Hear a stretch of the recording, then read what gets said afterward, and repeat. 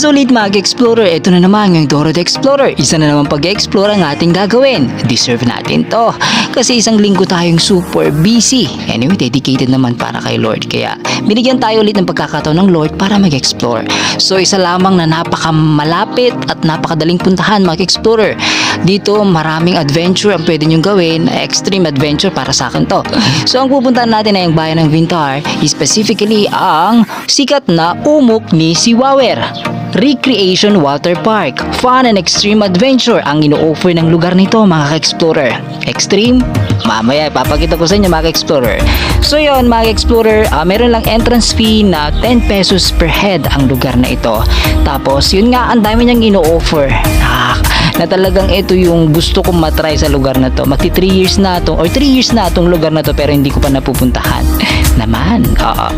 So inaabangan ko at gusto ko talagang puntahan ay ang kanilang sikat na zipline at syempre ang bike line. Oo. Hindi ko ma-imagine. Pero hindi pwede, try ko to. So yung mga explorer, meron sila mga cottages. Pasensya na, hindi ko na natanong kung magkano yung mga cottages nila. Siguro hindi naman ganun kamahal mga explorer. So napakalinis at simple lang ang lugar na ito at talagang malapit talaga sa mga bundok. Oo. At nandito kasi yung Vintar Dam. Or ito mismo yung Vintar Dam actually mga explorer.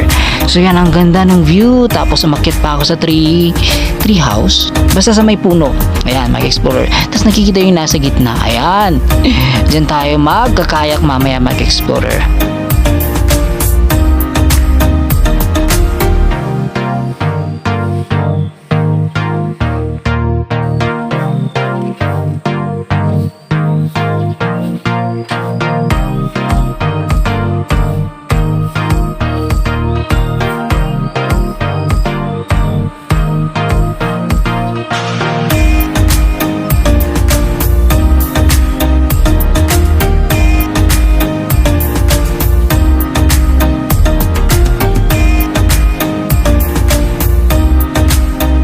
Ito na mga explorer, ayan, tinutulungan nila akong maglagay ng mga safety gear para gusto kong umpisahan ang pagpasyal ko sa lugar na ito sa extreme na sabi nila na adventure. So una natin itatry ay ang zipline. So ang bayad po ng zipline nila mga explorer ay 250 per head.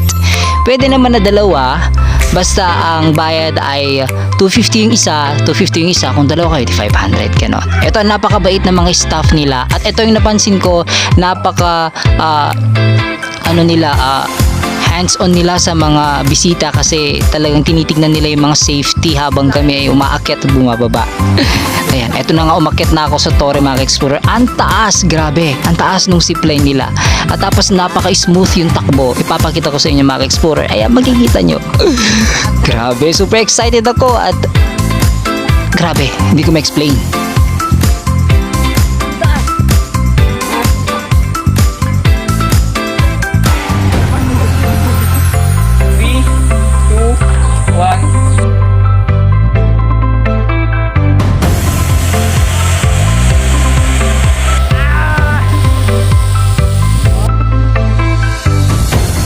Ito na mga explorer, ang ganda ng view sa taas. Hindi mo alam kung saan ka titingin na anggulo. Lahat perfect mga ka-explorer.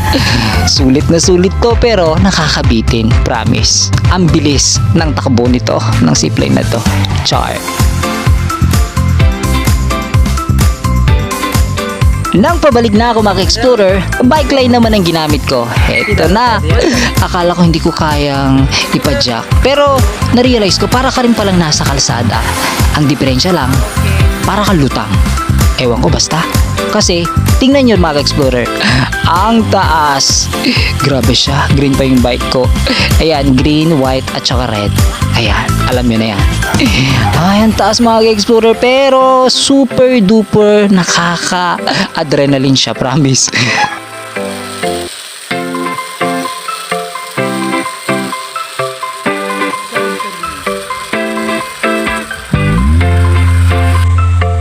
Mga explorer, approximately 230 meters ang haba ng bike line na to at ito yung kauna-unahan na bike line dito sa Ilocos Norte. Talaga naman.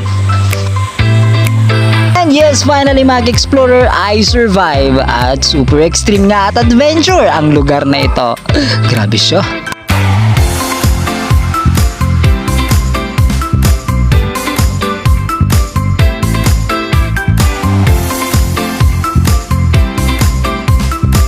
Ito pa ang na-notice ko mga ka-explorer, napakalinis at napakaganda ng kanilang comfort room.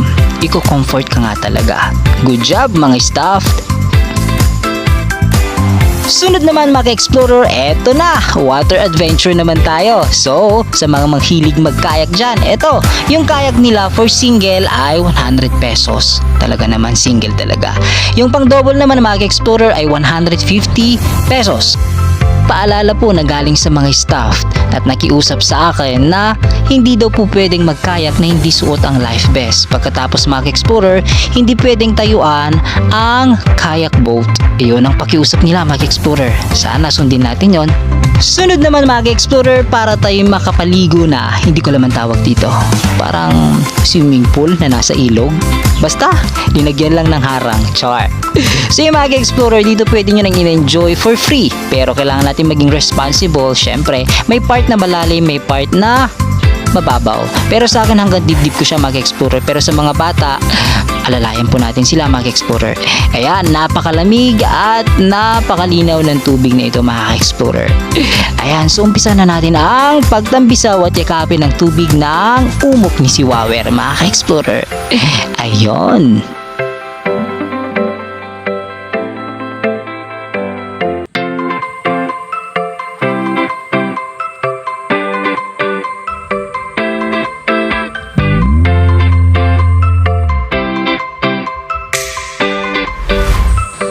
So yun mga ka-explorer, sa mga naghahanap ng fun and extreme adventure na pupuntahan, habol na kayo ngayong summer mga ka-explorer. Napakadaling puntahan ang umok ni si Wawer ng Vintar, Ilocos Norte. Sikat na sikat ang kanilang zipline at bike line. Puntahan nyo na mga ka-explorer. Maraming salamat sa inyong panonood. Stay safe and God bless. At syempre kung bago ka po sa aking channel, pasubscribe naman po and click the bell button para updated ka sa next video ko. Maraming salamat ulit mga ka-explorer. Hanggang sa muli!